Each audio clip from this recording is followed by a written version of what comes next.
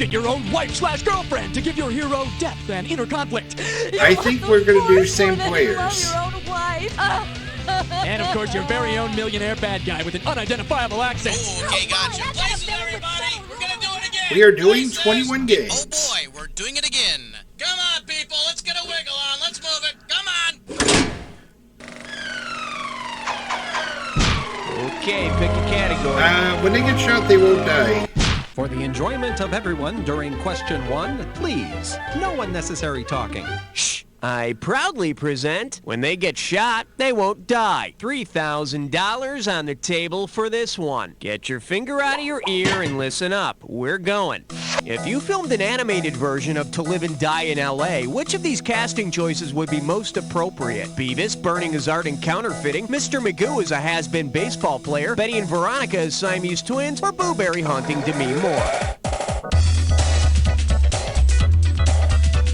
Oh, God. Betty and Veronica as Siamese twins, maybe? Betty and Veronica as Siamese twins. No, but that would make their fights over Archie all that more interesting. Here's what you should have picked. Willem Dafoe, the bad guy in To Live and Die in L.A., counterfeits money and burns his own artwork. In this new version, the bad guy would counterfeit money, burn his own artwork, and talk about chicks and stuff. Category C. Dick's Hog. Cut the red wire! Watch out, it's gonna blow! That was close. Too close. This category's known as See Dick's Hog. This one's worth $1,000. Heads up, here it comes.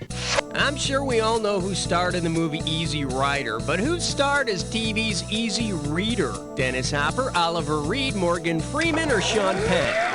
Easy Reader, that for some reason I'm thinking PBS and Morgan Freeman. Before he hit the big time, Morgan Freeman played Easy Reader on the educational program The Electric Company. Now, of course, if Morgan Freeman were an easy rider, he and Peter Fonda could go motorcycling across the country teaching children how to read. See Dick ride. See Dick ride free. Ride on. Okay, I need a category. Before the Late Night Wars. A question so real you can almost touch it. Filmed in spectacular 3D.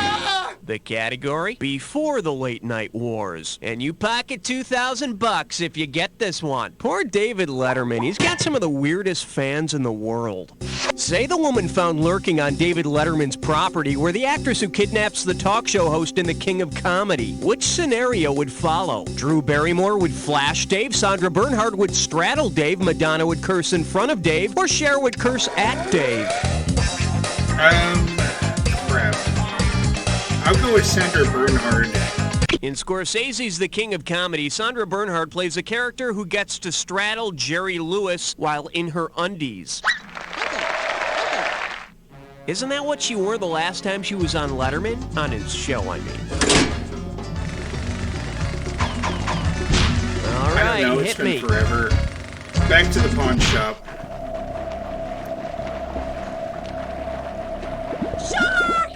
Chew on this. Back to the pawn shop. This one can net you $1,000. Pull out your antenna and get ready to buzz. If Bill and Ted from Bill and Ted's Excellent Adventure and Marty McFly from Back to the Future combine their respective time machines, what would they have? A DeLorean car phone, a Pioneer 8-track tape player, a Lamborghini CB radio, or an overhead hairdryer? Okay. Back to the Future had a DeLorean. Bill and Ted had a phone booth.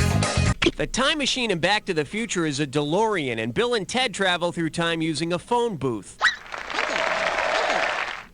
Maybe while they're zipping around, they can all visit John DeLorean before he spent time in the Gray Bar Hotel. I need a category. Depressing cold beverages. Piece of crime all the time. 5. The selection is Depressing Cool Beverages, and it's worth $2,000 if you get this one right. Grease yourself up and get ready to wrestle. Suppose there's a new drink mix out called the Dark Crystal. Judging by what the characters in the movie are seeking, which of these would make the best advertising slogan? Diamonds are a drink's best friend, overflowing with delicious oil, plenty of crystal shards, or bursting with splintery goodness? I think they were looking for shards. The characters in the Dark Crystal were searching for the Shard. Sounds like a bad idea for a drink, though.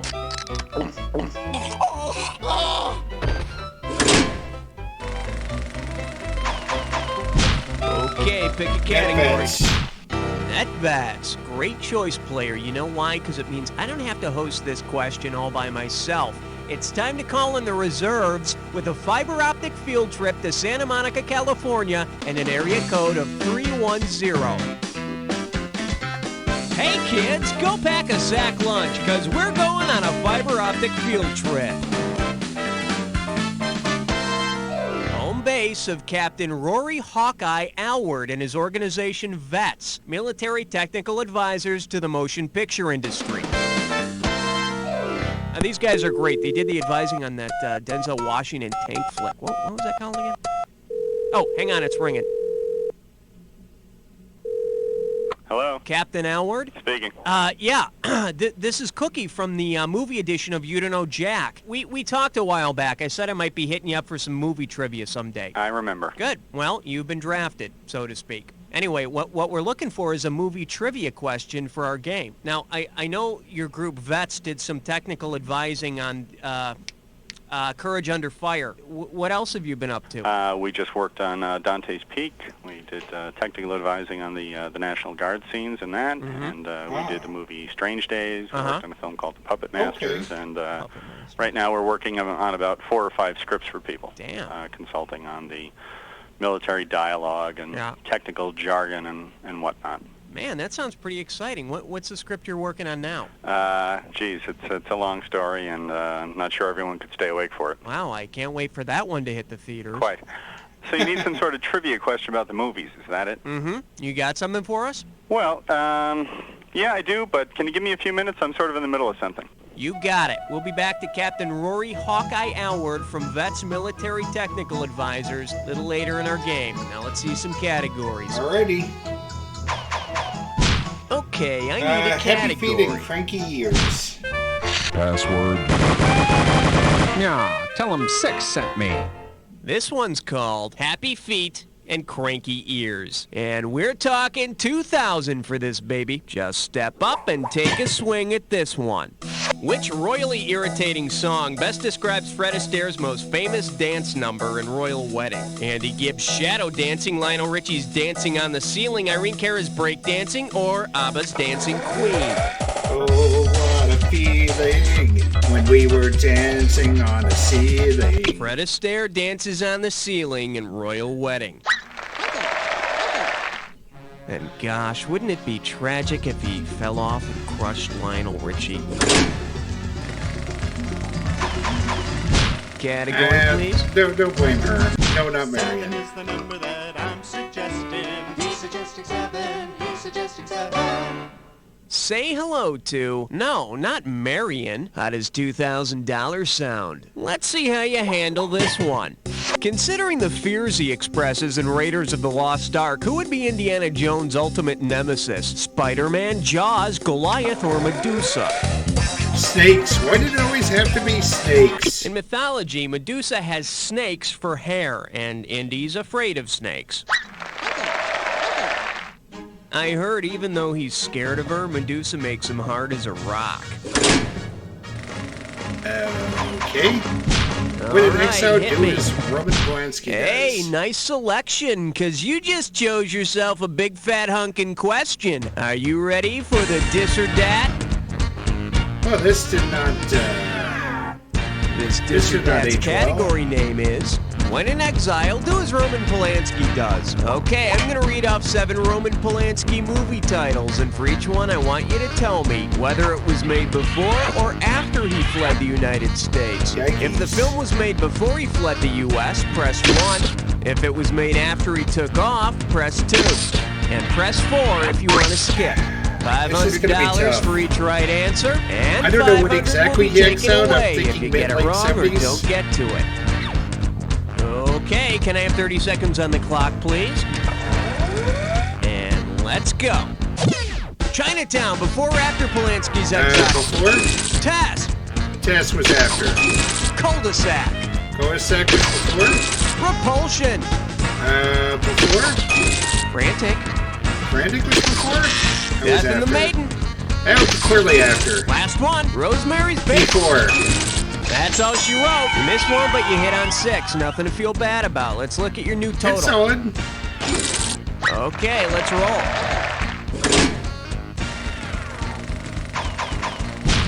Okay, dive right in. The category. water's Rodney.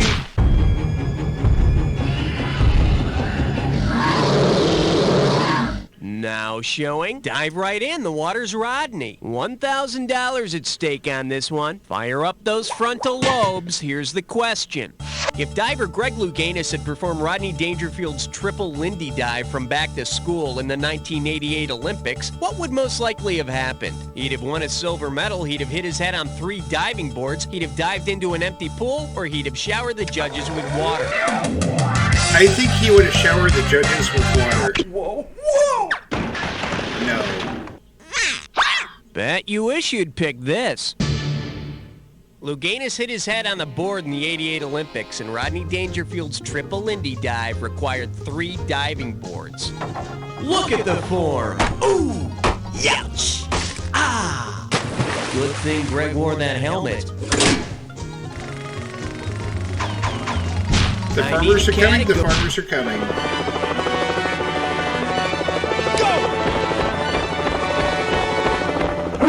Well, what do we have here? The farmers are coming! The farmers are coming! I'm giving out $3,000 for a right answer. Okay, imagine this 1984 conspiracy. In '84, the government tried to brainwash Americans with a rash of gritty yet heartwarming films about life in the heartland. Which film was not part of the conspiracy? Country, Tender Mercies, The River, or Places in the Heart? Tender Mercies, I think, was earlier. Big Brother didn't include Tender Mercies in his plot. This film was part of the insidious 1983 plot to sell Robert Duvall as a country singer. Will they stop at nothing? That's it for round 1. Let's go to round 2. Every question in round 2 is worth twice as much, so we got some serious cash at stake here. Let's get to it. Okay, we're back on our fiber optic field trip with Captain Rory Hawkeye Alward from VETS Military Technical Advisors. Captain, you still with us? Right here. All right, hit us with your question. Okay.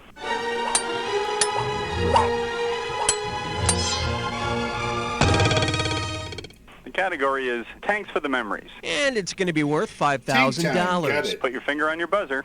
Here's the question. In the movie Courage Under Fire, the American tanks depicted in the opening battle scene were not really American-made tanks.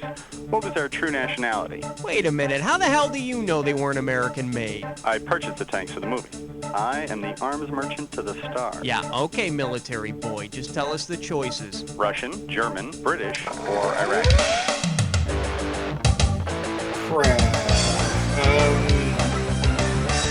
Russian? They picked Russian. Niet. Oh, Captain, they bombed on this one. Well, you should have picked British. Underneath the sheep steel cover of the M1 Abrams tanks depicted in the movie Courage Under Fire were actually a bunch of British-made Centurions purchased surplus from the Royal Australian Army. Wow, Captain, great question. And I thought going to the experts for movie trivia would just get way too obscure. Your sarcasm is duly noted. Oh, come on, I'm just pulling your chain of command. No, it's a joke. Okay, but seriously, thank you very much for your help. My pleasure. Captain Rory Hawkeye Alward from VETS, Military Technical Advisors to the motion picture industry. Now then, let's go back to the game. Okay. A twisted North family tree.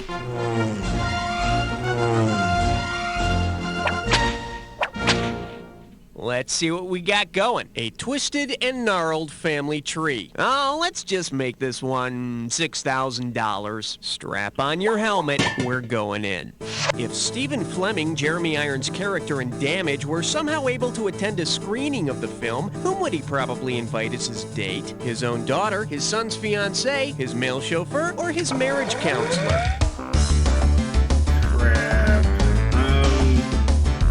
Let's go with his son's fiancée. In Damage, Stephen Fleming was carrying on an affair with his son's fiancée. Nice.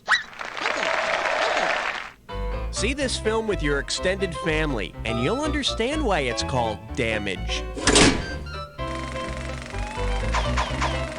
Category. Embarrassing questions.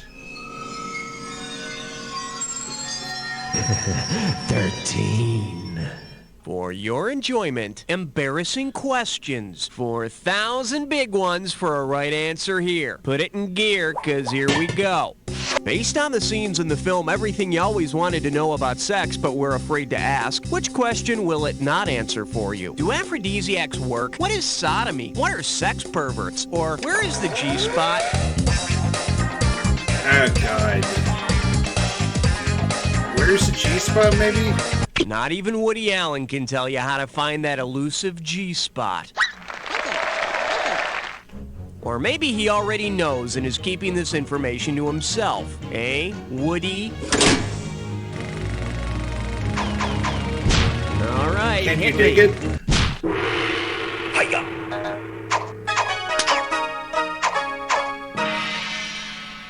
Let's give a nice warm welcome to Can You Dig It? This one can net you $6,000. Flex those fingers, cause here it comes. Imagine Xena, a warrior princess, joins the gang called the Warriors from the movie of the same name. Which of the following is not one of the rival gangs she'll have to conquer? The Orphans, the Baseball Furies, the Scurvy Dogs, or the Lizzies? Oh, God. I'm thinking Scurvy Dogs. Hey, boppers, Xena will not be kicking the Scurvy Dogs. Is it just me, or do Xena and the Warriors rent their costumes from the same place? I need a category. Starring Jim Varney as Waldo. All right, here's the deal. Starring Jim Varney as Waldo. You give me a right answer, I give you a quick 4,000. Okay, you think you know Ernest movies? Think again. According to his movie's titles, where has Ernest not been? To camp, to college, to jail, or to school? Ernest been to camp. He's been to school. I think he's been to college. I don't think he's ever been to jail. Sorry, but Ernest has been to jail. Oh, Jim Varney yes? played 2 roles in this one. Hey, you can't have too much of a good thing. So he's The been to all of correct them. answer is Ernest has never been to college. Are you surprised? Okay, I need a category. Radioactive Confessions. Uh-oh, dress buttless blind boar. Gibberish question. It's time for a There Is No Scum. Let's see if you can make sense of this gibberish category. Radioactive Confessions. The opening value for this gibberish question is $10,000. Now listen up. Every second and a half, some of the cash is going to disappear, so if you want to win big, you got to be quick. Ready? Then tell me, what song title does this rhyme with? I love the Geiger. I love the Geiger. I love the Geiger. First clue, it's the theme song from a film.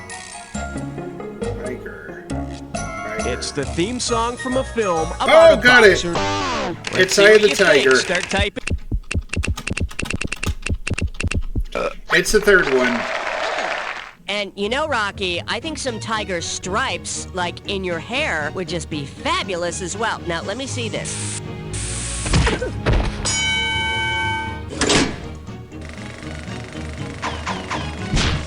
Okay, pick a category.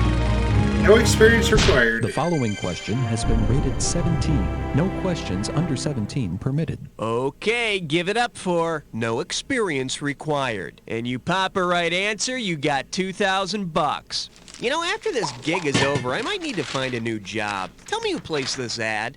Wanted, unique height challenge staff for full-time positions. Duties include candy production, frequent musical numbers, security. Benefits include on-site housing, free candy, and safety from vermicious canids. Who placed this personal ad? Santa Claus, Snow White, Willy Wonka, or Donovan's brain? Willy Wonka. In Willy Wonka and the Chocolate Factory, Willy brought the Oompa Loompas to the candy factory, where they lived, sang, made candy, and were safe from the vermicious canids. Ah, yes, the good old days before labor reform. Category. You're the real my coffee. What do we got out there? It looks like 18, sir. The category is, you're the real in my coffee. Better wake up, there's 6,000 bucks at stake. Get your finger out of your ear and listen up. We're going. Say you're a sound editor. If you invent a substance that not only perks up your coffee, but perks up the sound in your movie as well, what would be the best name for it? I can't believe it's not Verite, NutraSweeten, Fructadeo, or Mise syrup. NutraSweeten. When you perk up the sound in post-production, it's called sweetening. Of course, with NutraSweetening, you get 10 times the sound, but it can leave a bit of an aftertaste. All right. Fashion voyeurs.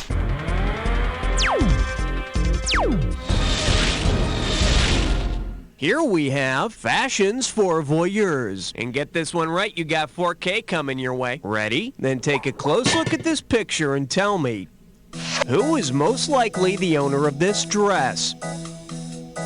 Scarlett O'Hara, Gypsy Rose Lee, Annie Hall, or Divine? I'm gonna go with Gypsy Rose Lee. No. For the curious, here's the right answer. As she demonstrates in Gone with the Wind, Scarlett knows how to put a mere window covering to more practical use. You should see what she can do with a little fly paper. I need a category. And I believe this one's called Tender Crunchies. I thought that window Hello, dress we're was talking green. $6,000, so pay attention. Okay, film fans, imagine this. Robert Duvall is in the cereal aisle of his local supermarket. If Bob's a little out of touch, which cereal might he think was released in commemoration of his movie debut? Captain Crunch, Boo Berry, Lucky Charms, or Mueslix?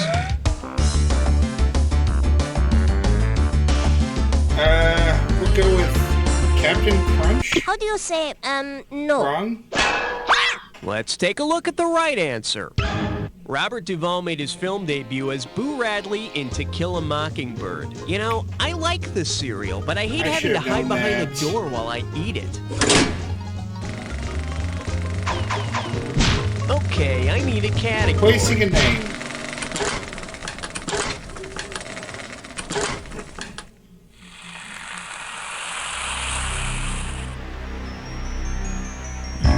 The attack, you got it. Heads up. You can't handle the attack. Clue. Placing a name. Let's see if you can make a name for yourself. Good luck. Rita.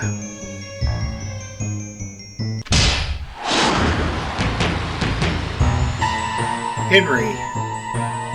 Terrible movie, by the way. Raoul. I like this one. Be sure to watch out for frying pans.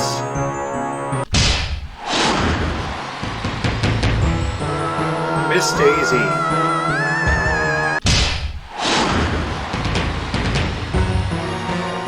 Killing Zoe. Okay, Zoe works.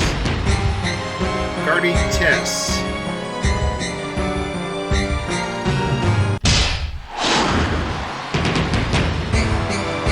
Isaiah.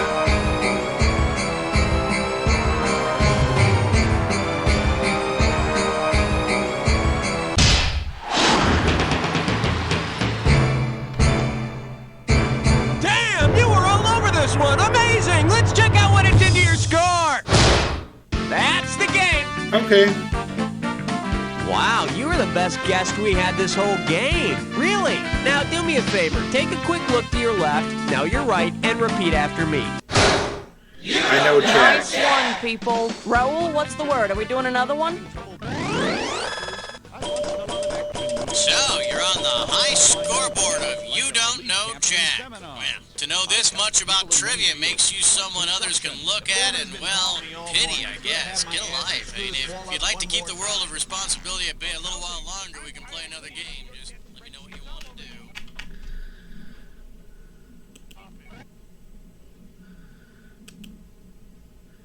All right. This concludes another episode of You Don't Know Jack Movies. If you like what you saw, make sure you hit that thumbs up button, leave a comment in the section below, and hit that notification bell. Be sure to subscribe and spread the word. We'll see you next time on Tickets Please Gaming, as the arcade is now closed.